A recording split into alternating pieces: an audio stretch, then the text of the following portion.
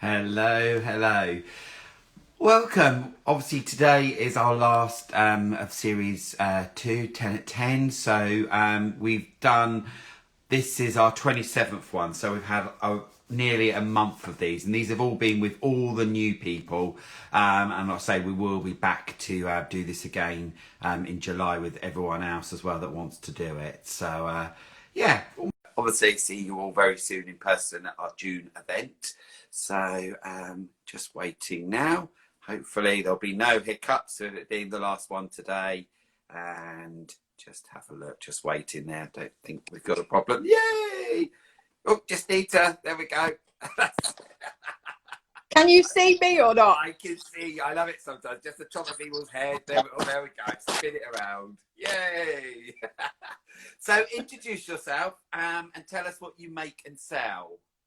Hi, my name's Rachel, and I make handmade crocheted products, mainly in cotton.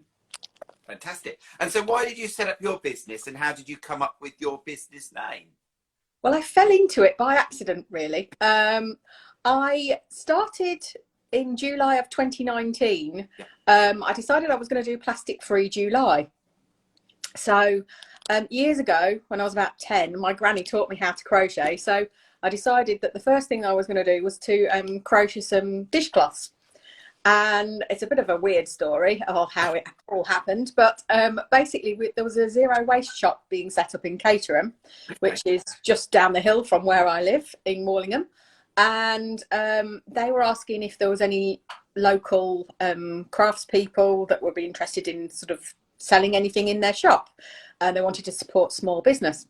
So I took some dishcloths down thinking, you know, well, I'll go and try. Yeah. And so I met Abigail, who's very enthusiastic for the cause. Just shout out to Abigail at Pedrick Zero Waste.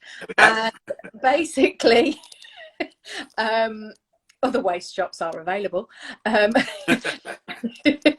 Basically, she said, actually, I would like you to make, if you can, some crocheted facial rounds. I think that would be really popular. So for those of you who don't know what they are, I've actually got a pack here. Because it's, so there's basically, you use these instead of cotton wool. Show them again, we couldn't see them. Show them again. There we go. Cool. Excellent. Cotton wool pads, and you put them in the washing machine and reuse them. So off I went and I said, I'm sure I can, leave it with me. Yeah. Anyway, and the rest is history, so they say. So that was September of 2019. And I actually, when she first opened, she was ringing me every week going, can I have 10 more packs? Can I have 20 more packs? And I was like, there's only one of me. So I was literally, I've got a full-time job in London. So I was literally crocheting on the way into work, on the way back, and any spare moment that I had. So anyway, that sort of took off from there. Yeah. And then I decided I was going to do my first craft fair. So I had a look around, and the first one I did actually was in a school, which was a bit of a baptism of fire because it was a really strange sort of mix of stalls, but a steep learning curve. We've all been there and thought, not sure whether this is the right event for me. But from that, I decided to look what else was around. And where I live, there is actually a monthly craft market in Morlingham. And there's also another one that started up in Caterham. So I'm quite fortunate in the fact that I don't have to go very far in a car anywhere to get one. So I sort of started doing, I think, Morlingham probably first and then sort of Caterham. So I'm sort of known in this area, if you like. And sort of the rest is history. The name was a bit of a Abigail going, well, you need a brand. I'm like, do I? Naively thinking, oh, I've thought of one. Yeah. So actually, we were in the office one day and there was a group of us around our desk, obviously really busy doing what we should be doing, going, well, what am I going to call myself? Yeah. And then, and it was sort of fell from there. And then we sort of tried getting a logo maker out. So all very naive to start with, really, I have to be honest. Yeah. And now you sometimes wish yourself, I wish I'd called myself something else, slightly less obvious. But, you know, once you've got your name out there, it's a bit of a, you know, do I change it or don't I change it? So, yes, I guess that's where it arrived from. And that's what I'm stuck with. No, I think it's a really good name because it says what it says on the packet, doesn't it? It's, you know, what I love about your stuff as well is you've taken crochet and you've kind of put a kind of real modern twist on it. Well, I like to think I'm not Yeah. granny. Yeah. Yeah, and you know, the face things and all of that people are really into now. And you Yeah. know, even myself now, I've got a thing where I chuck them in the washing machine because, you know, Yeah. I do cleanse and tone, obviously. Obviously. But you know, I was, you know, and that sort of thing that you can, you know, wash again and reuse, and it's really quite important. A lot of people on board, they're so about, you know, sustainability, you know, about the environment. And if we can all do our little bit, then, you know, it's great, instead of those cotton pads that you throw in the bin and they clog up the sea and all sorts of stuff. So yeah, we're doing great. So I was going to say, where are you based and where is your workspace? But I think you've almost kind of said that, haven't you? Well, workspace wise, yeah. I mean, I'd like to take the cottage industry terminology to you know, that level. I only live in a 2-bedroom bungalow, and as much as I'd love a she shed, it's on the wish list one day. Right. I haven't got one at the moment. So most things happen on one of our sofas in the living room, I have to say. Yeah. Our spare bedroom, thankfully there's only myself, my partner and the cat, who about 2 seconds before we went live on air decided that she was going to be in the shop. But anyway, she's gone off again now, so hopefully won't make a reappearance. Yeah, my spare bedroom looks a little bit like I've taken over the world, with boxes and bags and baskets and anything that I've made, especially during lockdown, all over the place at the moment. So I can't wait to get out and try and get to some fairs and reduce the pile down, as it were.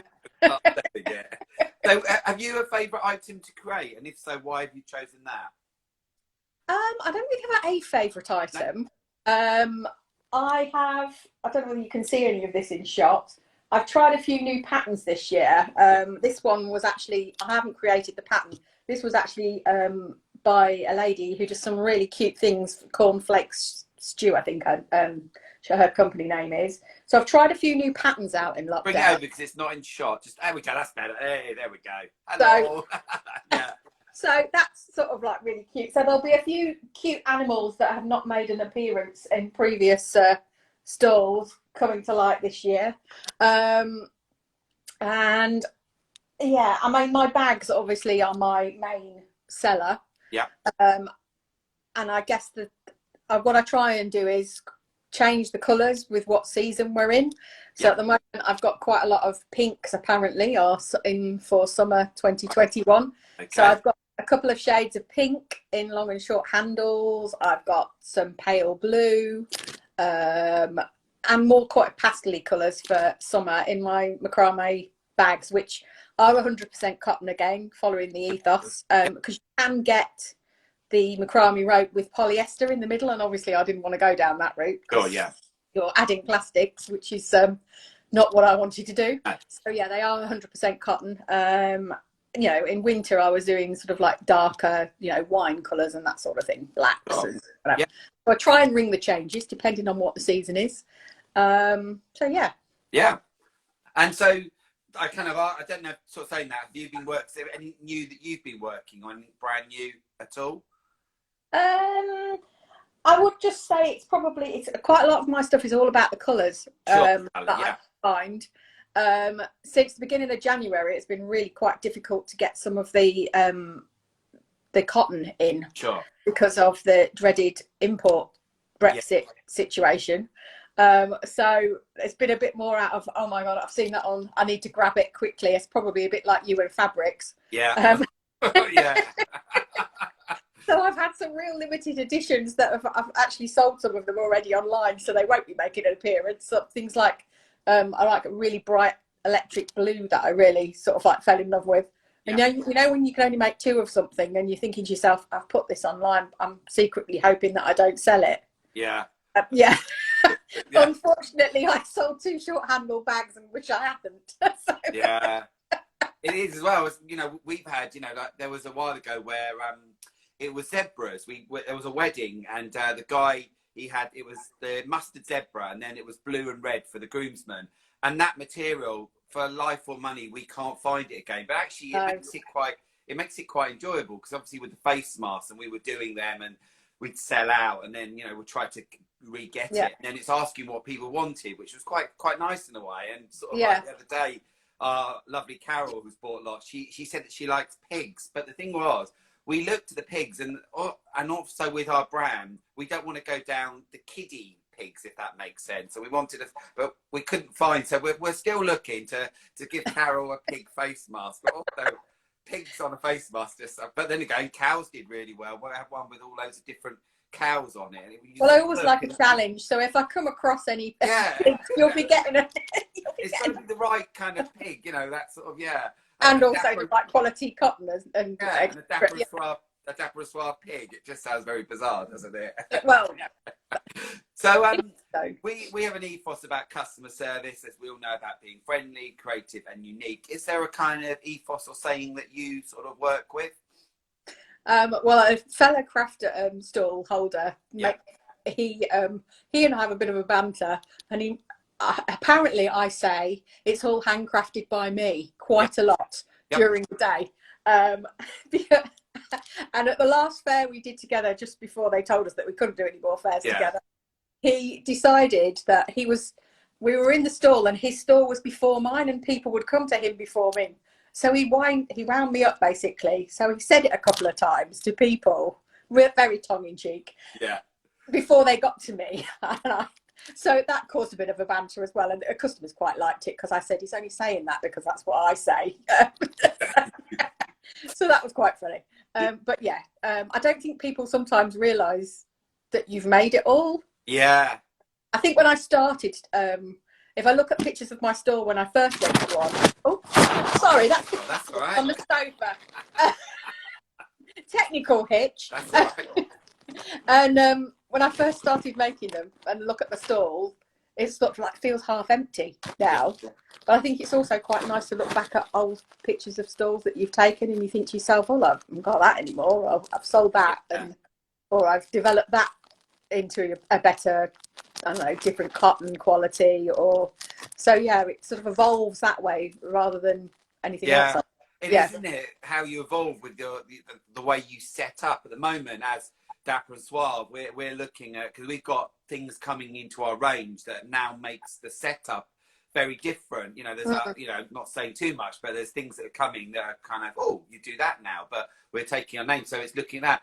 And what was lovely yesterday, I was at the Artisan Market, and there's this guy that's come on board. He's really, really quite eccentric, really lovely guy. And he's doing our June event, but I kind of just said to him, there was a picture of his store. I said, I really like it, but it's very one-dimensional. It's all put onto the table. And he was like, okay. I saw him yesterday, and he said, I listened to what you said. I had a sulk, and then I realised I needed to sort myself out. And he does lamps. It's Bodge & Co. I'm sure he won't mind me saying. He takes, and makes them into lamps and things, vintage, reclaimed and whatever, which is But what he'd done is he had like picnic baskets. So he just hired and said, they weren't just all flat lay and weren't all flat, and it looked really good. And I was like, and he'd listen, because I thought people seeing it just needs to be a little bit more visually attractive as such, doesn't it? Like, see it coming into a shop, and that's what we're talking about. So it was really nice. So I felt very chuffed yesterday that he'd done that, and he's quite making me smile about the picnic baskets, because recently in my day job, I'd finished a project, and as a thank you, they'd sent me a hamper. Thank you work anyway, but one of the things that I was most excited about was the fact it came in a wicker hamper. I was like, what can I use that for? So it hasn't made an appearance at a fair yet, but I'm sure it will later on in May. So I can't wait to get back out there, really, because I think there's a few sort of open air type markets have been able to go ahead, but not indoors in the community halls, or it seems a bit of a difference of opinion as to how the rules have been interpreted across various counties as to whether you can and can't get it back out there. But I've got my first one in May, so I'm quite looking forward to that. Cool, excellent. And so what would you say are your goals and dreams for this year? Apart from getting out to do events, which is probably everyone's dream, isn't it? Getting out to do events. Clearing a bit of stock so I can think of what else I can make next. Because obviously I've only got a spare bedroom, so I need to clear some stock before my other half decides to say something. He's very patient, I may add. Living with a crocheter, I think you've just got to sort of live with the fact that you're going to find threads, or Yeah. when you think you've hoovered it all up, you're like, oh, there's a bit more wool. Yeah. And I don't have anywhere to lock it away at night, you see. So yeah, so I think, yeah, some nice sales and getting out there really is my goal. No, so somebody's trying to ring me. Typical. Yeah, there's always one. Didn't get the message. So yeah, improved my sales from last year, I would say. Exactly. Yeah, there's a lot of people saying that. I bumped into as well yesterday Nicola Howe, and she said that loads of events from last year. So she's all, they're trying to kind of recuperate what they sort of lost last year, and so it's all just trying to catch up, isn't it, as well? So who is your support network, would you say? I'd say my other half. He because we've got one right literally within walking distance, one of our craft bears. He, bless him, has been known to turn up with a bacon sandwich halfway through the day, or a bacon roll and a coffee. And towards the festive season, sometimes that had a little bit of brandy in it between you and I, but only 1 cup. So yes, I'd say he's my greatest supporter. And then just sort of like family and friends really are sort of encouraging. Excellent, cool. So what events are you doing with Curated by Dapper Suave? We are at your October event. Yeah. Love to have been in your June event. Unfortunately, it clashed with my COVID second injection, and I dared cancel it. So, which was a bit disappointing, because I would have loved to have come and joined you. But yeah, I'm with you in October. Cool. Are you as well? I don't know. Maybe see with the timing of the jab that maybe try and pop along as well and grab a ticket, and be lovely to see you as well. Yeah, I'm going to try and do that. I'd need to work out how long it's going to take me to get to the jab, and then sort of like back to you to what time ticket I would get, because I think the jab's at 12, right, which is a bit of a weird sort of time of the day really. It sort of means you can't do anything in the morning, and you're rushing around to get somewhere in the afternoon. But fingers crossed, that if I get there nice and early, they'll get me done, and I'll come and see you. Cool. So why did you choose to work with us, would you say? I think I like your ethos. Cool. And I like the fact that you don't have like 10 crocheter people in the same fair, or 10 jewelers and that sort of thing. And looked on your website, and I've obviously had a look at the rest of your lovely makers that have been featured. And I like the look of the standard, and also wanted to get my name a little bit further out than just the sort of like 5-mile vicinity. So so I thought, nothing ventured, nothing gained. Take the bull by the horns. So yes, so I'm looking forward to it. And that's really important, isn't it? I mean, I think with some people, they kind of do events and they just do the same ones all the time. And it's really nice to actually get out there and get to different places and make a day out of it. We've done lots of events in Brighton, Southsea, and things like that. And there's also a lot of stall holders who are doing events. We've got the Craft and Flea that's in Guildford Cathedral and Brighton. So we're popping down to there. Any kind of people that are doing stuff, we like to go along and meet them. And this weekend's been great, because actually yesterday, the Arto Market, there was a couple of people who straight away, they told us all what they made, they sold, and we're like, wow, absolutely amazing, the way they did everything. And I was just, almost like a little tick box. It was really fun. So obviously today is the last series, series 2. This series is with everybody that's brand new. So everybody that was brand new, I asked if they wanted to video. So there were people who were a bit sort of shy. But what we will be doing is later on, after the June event, we'll be going back to all the other people who necessarily, haven't done the video, and we'll be doing, because I know that people really enjoy, and I do as well, and I've learned so much in the last 27 days of doing this. It feels quite, what am I going to do at 10 o'clock now with the next whatever? But there's lots to do. And like I say, people as well, please, start booking your tickets for the event. The tickets are selling really well, which is really good. I got the report this morning, so, I'm pleased with how that's looking. But, obviously in June, we want to get that full, which is great. So June the 13th, everyone, book your tickets either via website or Dapper Suave or Dorking Holes. So yeah, Rachel's details. Go and have a look at what she does. It, like I say, I really like it. It's a little, you know, you look at the, you know, what you do is a little bit in the 21st century, as we were talking about. That's why we kind of change with the face cloths and that. It's a little bit different, isn't it, than, you know, and like what you said earlier, I used to love sometimes when I'd be in London, I'd be on the tube or the train, and then this random, you know, they just get out there knitting, and I just to love it. I was just like, you know, because people would look at them like they were the strangest thing. And I used to think, wow, how cool is that? Because they were just in the zone and they didn't really care what anyone asked for, and they were, yeah, in another world. Which is, I have had a couple of sales that way actually, with people who sit there looking at you, going, "You're on like a what and then you go, and then they lean over and go, "Sorry, what are you making?" Yeah, I've had chats with people like, "That's really cool. What is it?" "Oh, it's a scarf for such and such," and then they're wearing one as well, and blah blah. It's just like, oh wow, you know, like back in the days, I should have had a business card and, you know, whatever. But it is really, it's cool, isn't it? That's what, you know, people buy from people. They're kind of, wow, what's this woman doing? Which is great.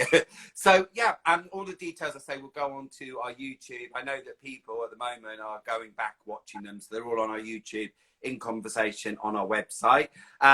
Hopefully we'll see you as a visitor with your second jab. If not, we'll see you in October, which which is going to be good. So sort of probably as well, kind of October, more kind of the Halloween. So probably oranges, I'd imagine. Yeah. I'll see what I can do. Cool. Might bring the odd witch along or something. Yeah. Cool. Hopefully, you know, that you'll be able to use that spare bedroom as a bedroom soon.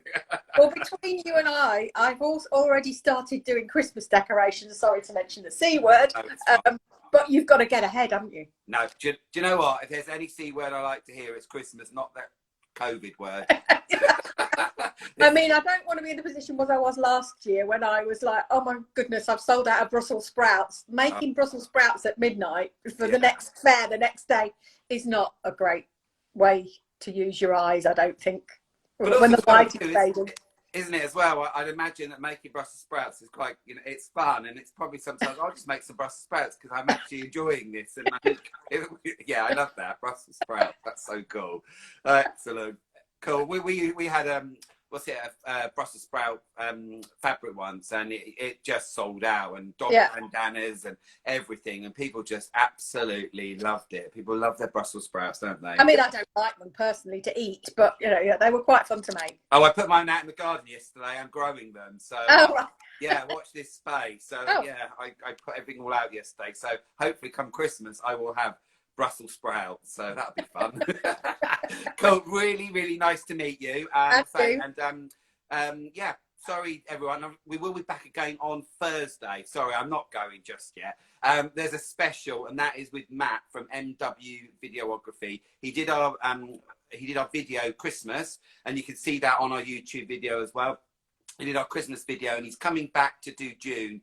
And we've got a professional photographer as well for June, just so that we can promote the events, because having a Christmas video is great, but when you're trying to promote the rest of the year, it doesn't really bide very well with sort of Christmas. So yeah, he's back, but we're going to be chatting to him what he's up to as well, which is going to be good fun. So yeah, back on Thursday, everyone. I know you know you love seeing my face, so you've only got 3 days to go without me.